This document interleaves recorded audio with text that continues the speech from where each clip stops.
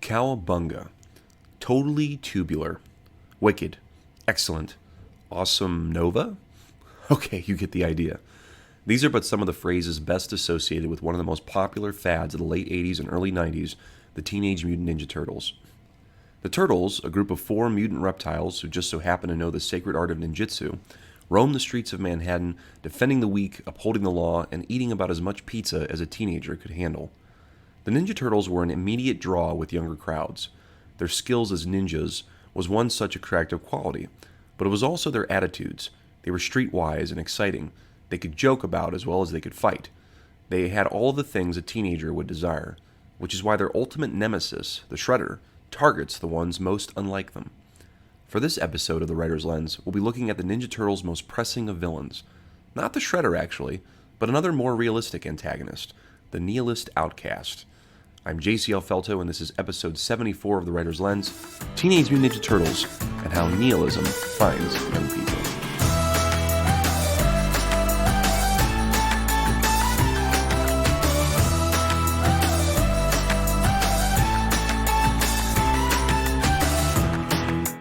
All right, listener, welcome back to The Writer's Lens. I'm your host, JCL Felto, and you're probably jumping in thinking, well, why on earth are we talking about nihilism?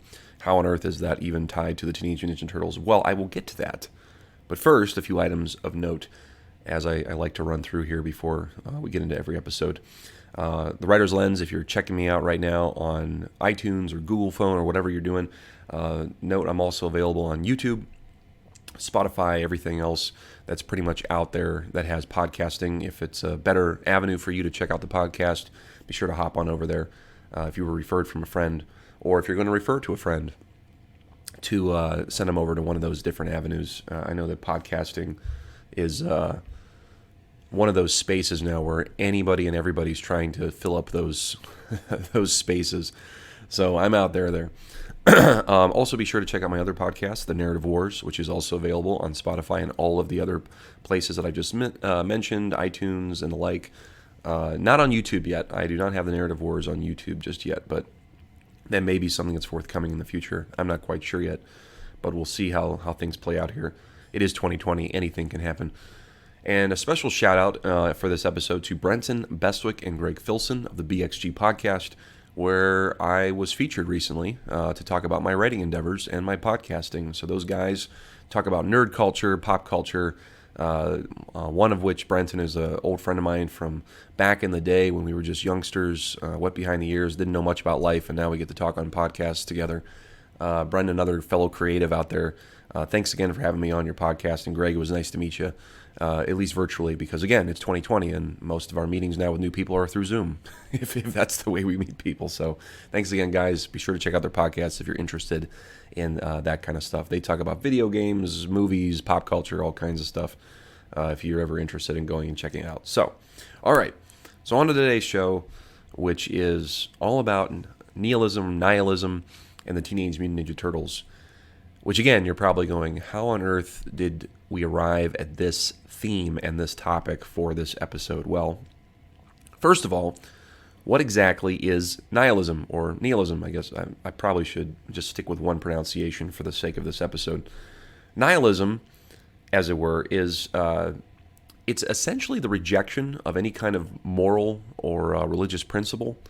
I guess more bluntly stated, it's just a complete rejection that life has any higher order or structure to it. Life is meaningless at the end of the day, and that whatever we do has little to no meaning once everything is over. So it's a pretty depressing outlook on life. It's not something that I would latch onto myself, especially at this point in my life. But it's a thing that people do believe in. Some folks do have, even if they don't consciously admit it. They would say, perhaps in passing, look, nothing's meaningless, just do whatever you feel is right. It's not quite atheism or anti-theism, but it's really close. I would put it up there with those. I mean, atheism, at the end of the day, would be something that would eventually trip into the world of nihilism in some way.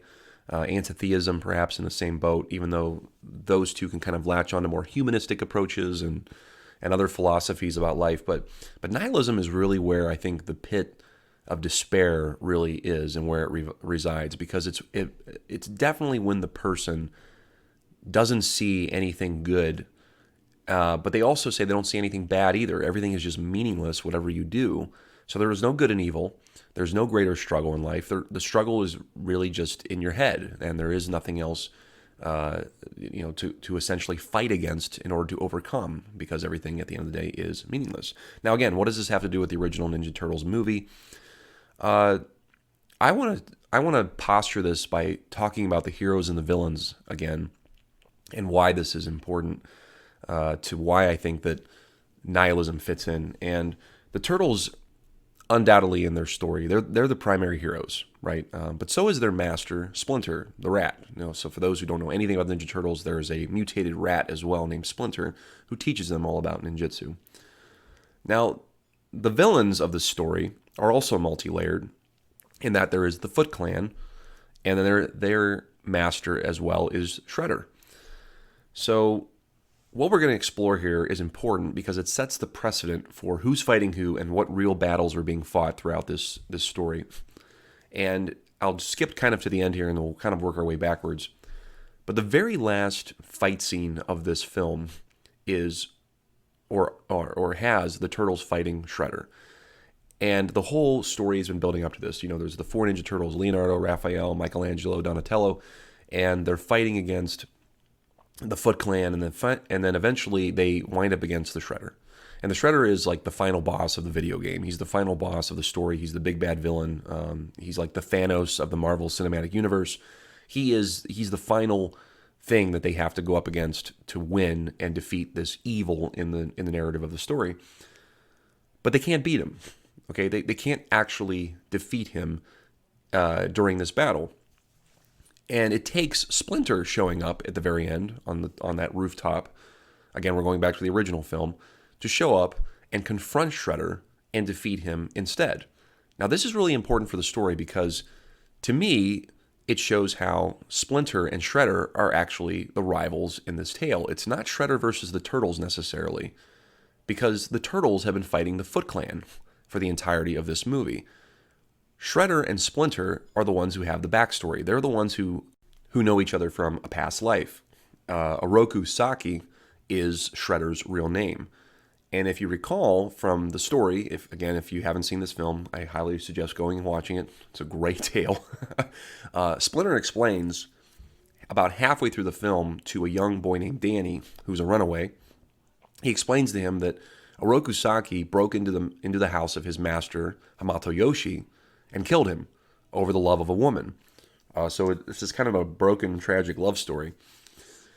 But Oroku Saki, who becomes the Shredder, kills Hamato Yoshi, who owned Splinter when he was just a rat, and then slices off the ear of the rat after the rat attacks Saki after he kills his master Yoshi. Now, the interesting thing here to note is that Splinter is, of course, a rat, right? He's a rat, and one of the more insane parts of the story is that he was a rat who mimicked the movements from his cage of his master, Hamato Yoshi, learning the sacred art of ninjutsu. Now, this is before he gets mutated by the ooze and turns into this, 5.5 foot tall English-speaking rat and all this kind of stuff. So you kind of have to take this a bit with a, grain of salt or whatever you might say. Or more fantastical element of the story.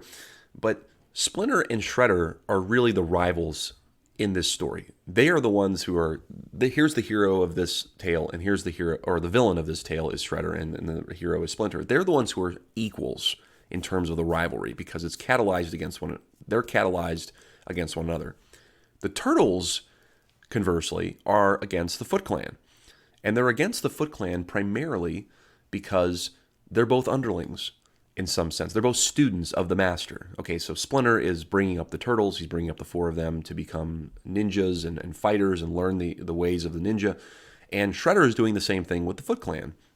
He is building up this army, this group that he is sort of fathering in some sense. But notice the juxtaposition here that Splinter is a good guy. Okay, he's a good father. He's a good master. He's trying to bring up the Turtles to be humble and to learn, to uphold the law, to be righteous, and all these other kinds of things. He's a good master. All right, he's the good master of the story. Shredder is the bad guy. Okay, he's a murderer. He's a villain. He's taking advantage of people, such as Danny, who I mentioned earlier, that has the story told to him from Splinter, who's a runaway, who's an outcast.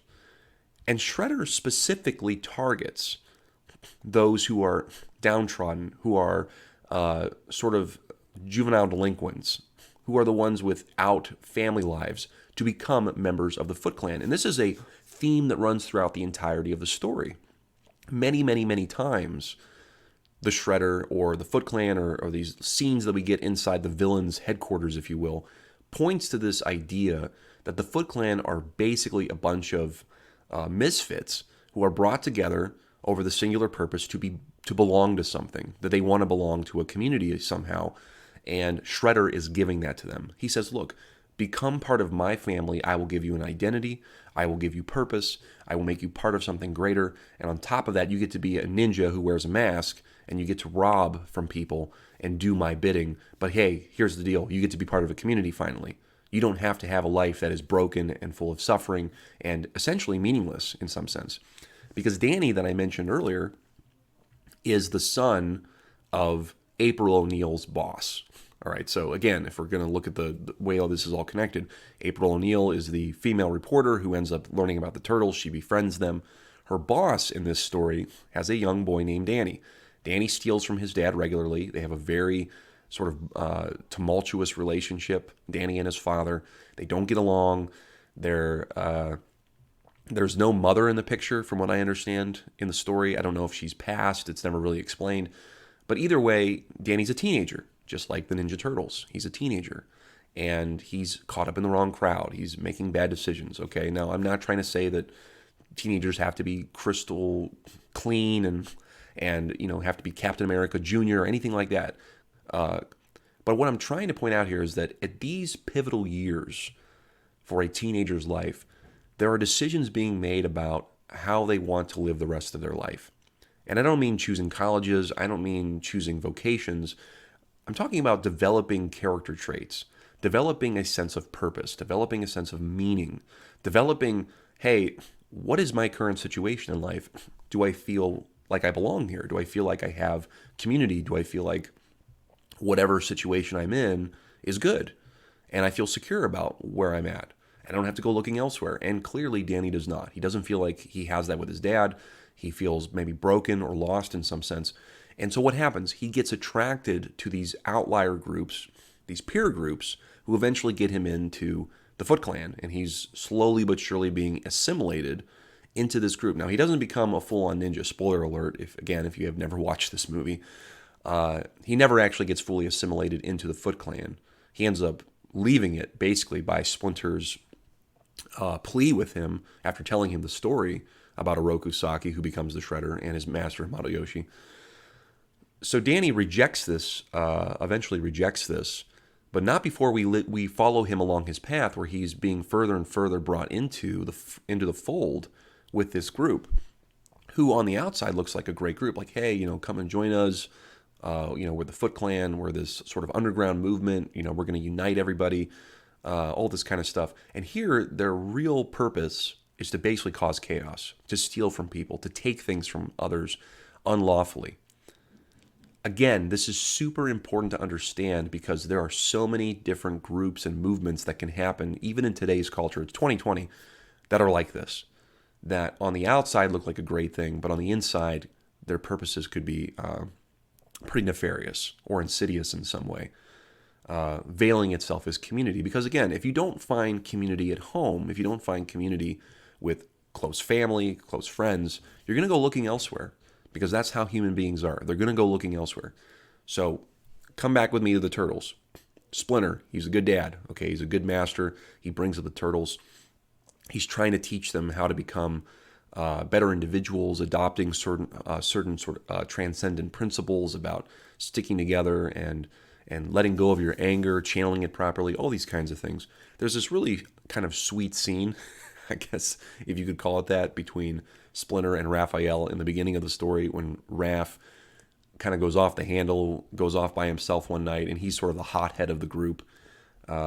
He has the red bandana out of the colors, which is, again, I think is purposeful, because red is usually associated with passion and heat and anger. And so Splinter pulls him close one night by candlelight and just talks to him about his anger and says, I've tried to help you with this, but still more remains. And there's this really nice scene where Raph starts to sort of break down, and he starts kind of crying about the fact that he can't figure out what to do with this, but he's making himself vulnerable in front of Splinter to say, hey, I don't know what to do about this. I got all this angst. I got all these problems. I got all this anxiety in me, and it's coming out. And Splinter puts his hand on Raph's head and says, I'm here, my son. I'm here.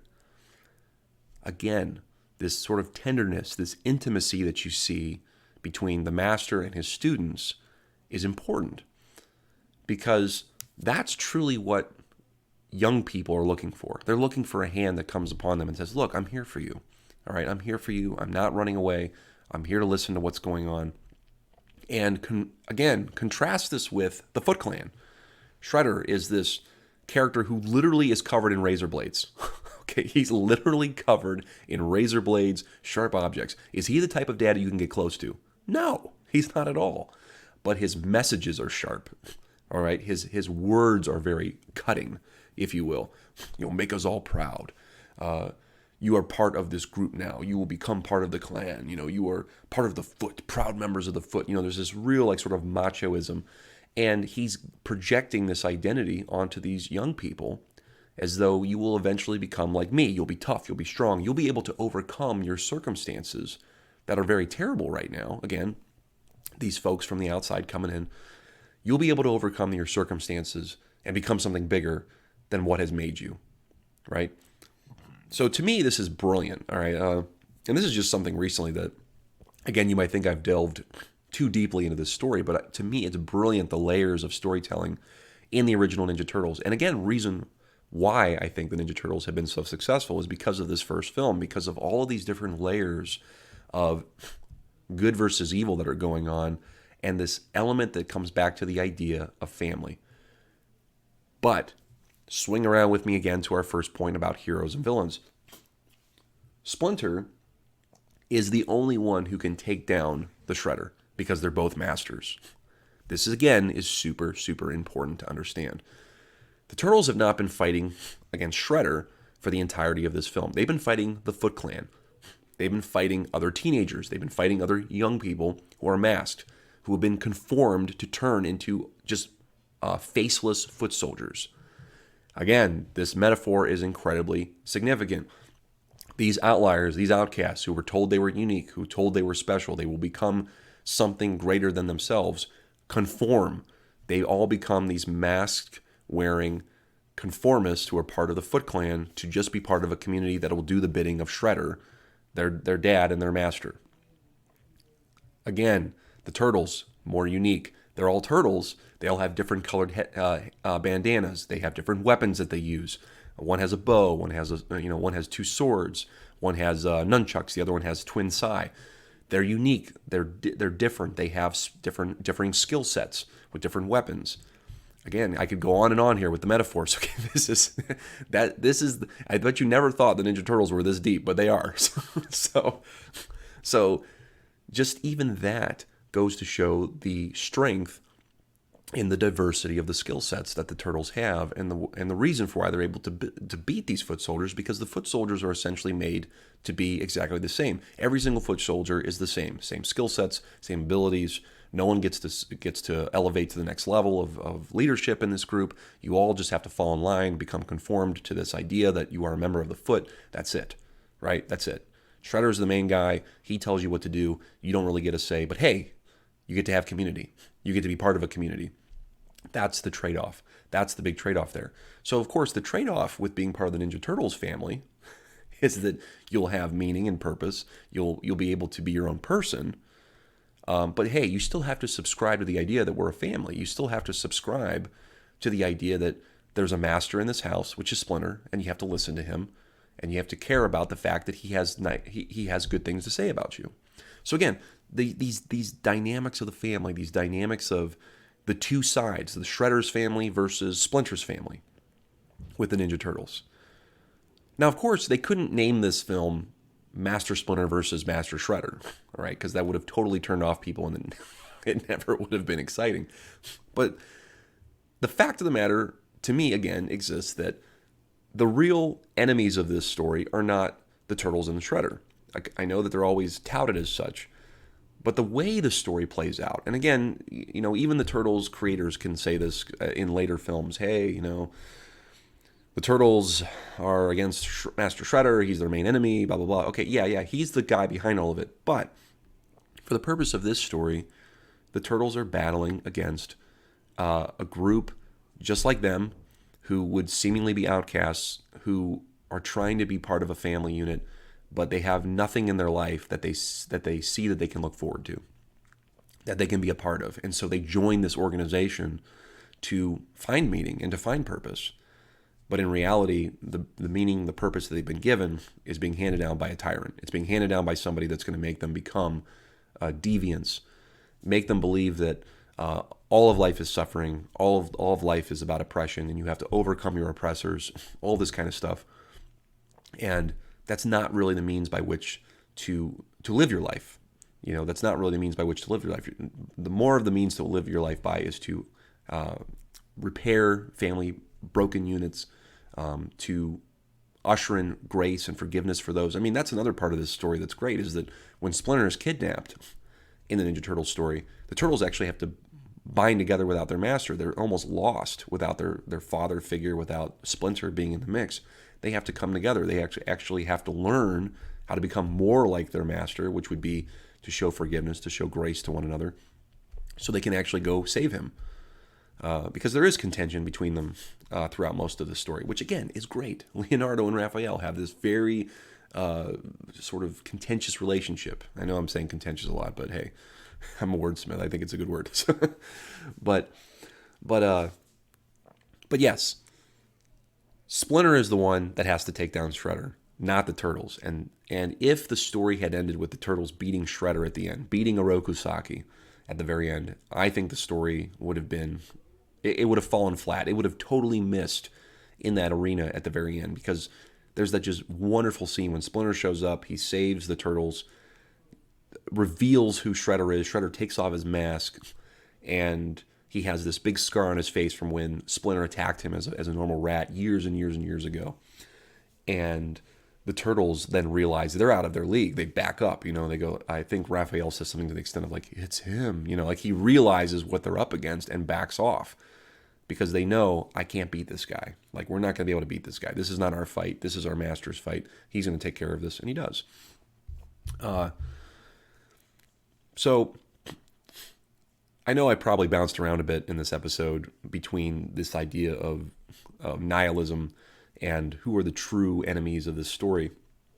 But I really wanted to hit home just this concept of how, when family and community is broken down and that is pulled apart in us, and that intimacy, that personal touch, that reality that, dad, mom, or not together, or come from a broken area, inevitably those that are the offspring, the children that come out of that union, are going to look elsewhere. They're not going to look to their parents anymore for security, for community, things like that. They're going to look to their peers, so they're going to look to some other figure that's going to give them something.